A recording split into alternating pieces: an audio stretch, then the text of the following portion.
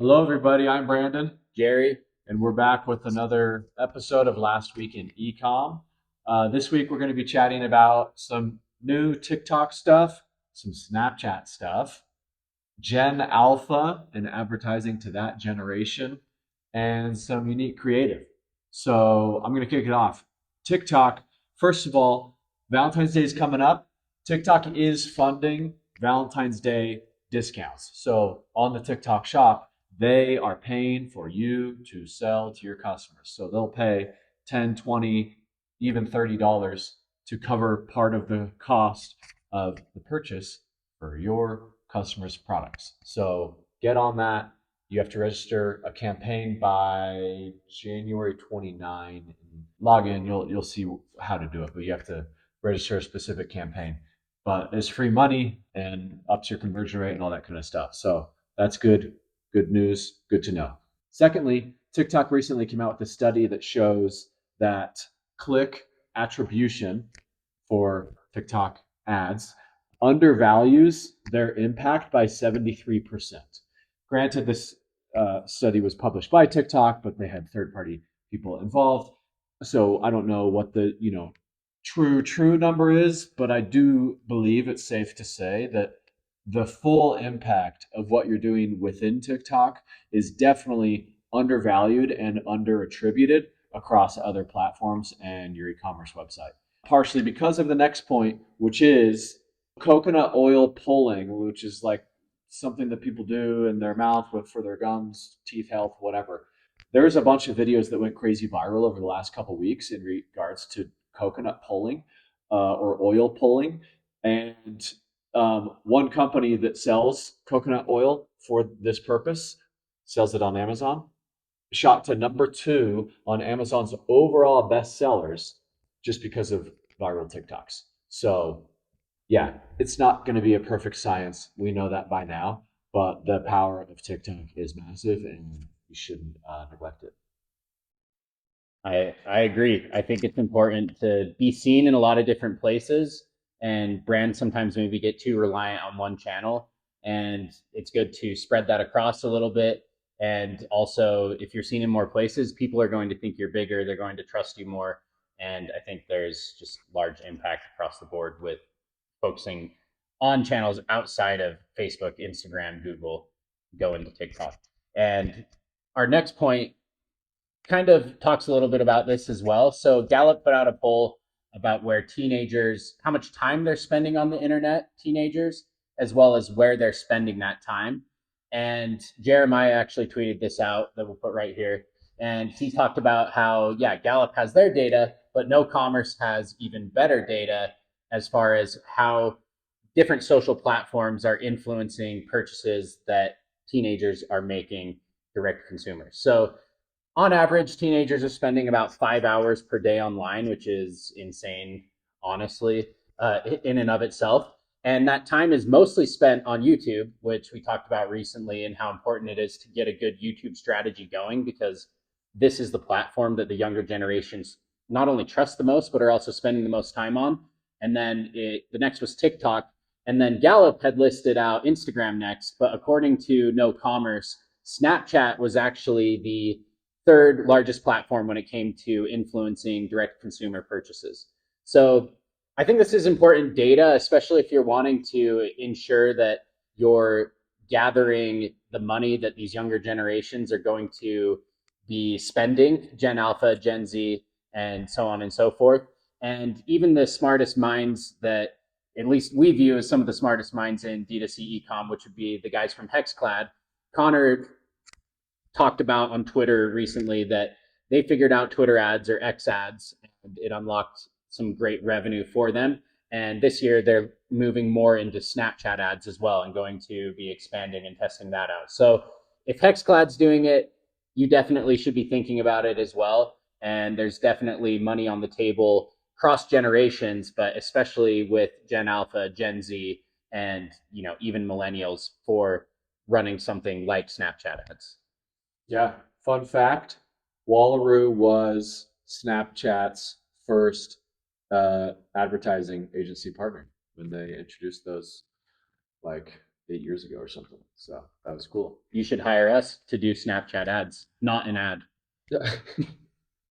Okay, next. So Gen Alpha, so that's the youngest generation. I think the oldest people in that one are like 15 or something. I can't keep all these numbers exactly straight. But more companies are starting to advertise specifically to them, whether it's with their packaging style, like what some of what Prime is doing.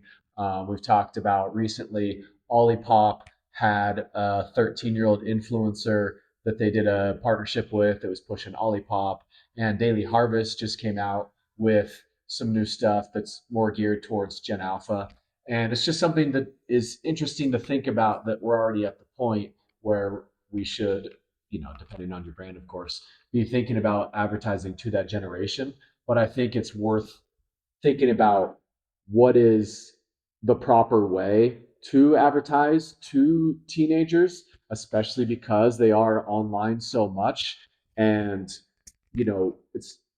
it's sort of like this fine line. Like, we don't want them to uh, be online so much, frankly. I mean, in my opinion, um, but we still want to, depending on the brand, advertise to them. So, like, how can we be thoughtful in how we approach that? Just an interesting thing to think about, and especially if your brand is in that target audience space.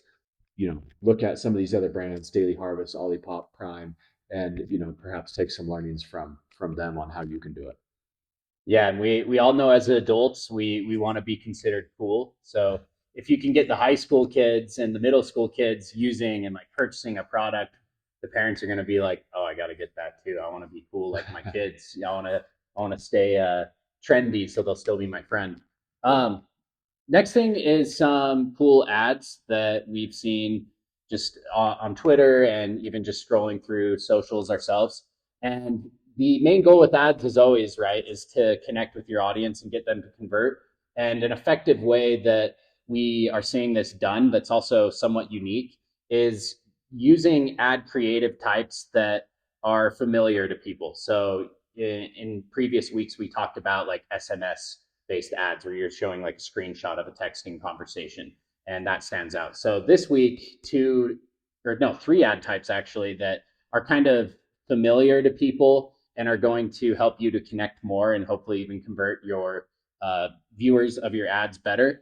One is an airdrop style ad. So if you've done airdrop before, basically a picture pops up on the screen, you can say decline or accept the airdrop. And this ad creative, the goal with this one was it was two t-shirts, and one of them was decline, this t-shirt because it doesn't fit well and it looks ugly, and then accept the t-shirt that looked better. So there's a lot of fun ideas you could do with that and have an airdrop style ad. The next one was a notes based ad. So all of us use notes to take notes, to journal, to jot down reminders. And it's something that most people, or anyone really that uses an iPhone or even an Android, is going to be familiar with. And so here's Space Goods. You can see basically listed out the benefits of Space Goods, and then a cool like image here at the bottom of someone holding the product.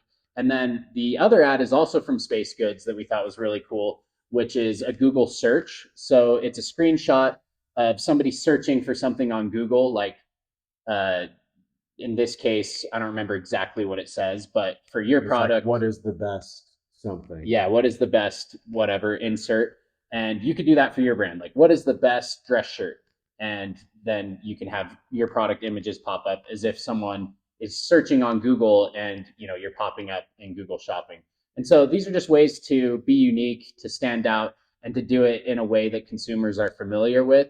And we see conversion be pretty high with this kind of ad creative type.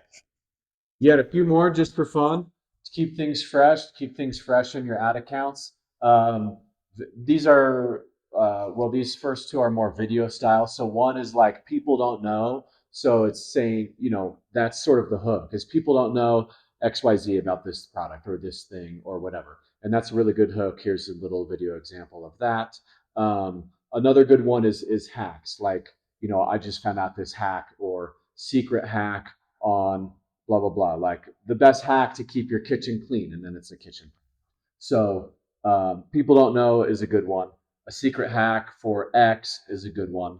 Definitely worth trying. And you can fit almost any product into those types of hooks. So worth testing those for sure. You could do those types in studio, on location, UGC, whatever. And then AI, there's a couple AI examples that I wanted to highlight as well. One is a video, clearly made with AI, with Midjourney, and then another one is a static image of an older man. But like they look cool and they're engaging. And if you are becoming more familiar with the AI, they aren't incredibly difficult to make. So we're testing these AI ad types as well for sure. And then lastly, this isn't an ad, but it's an abandoned cart email.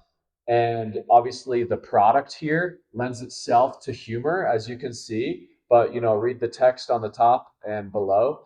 And it's just funny. Like if you can be more fun and funny and of course a little bit edgy at times with your content, it can pay dividends. And this is one of the funniest abandoned cart emails I've ever seen, maybe the funniest. So just different ways to spruce up your creative, your ad content, and to help you get more revenue. So hope you enjoyed this episode. Let us know if you have any questions, and have a good week. Thank you. Thanks.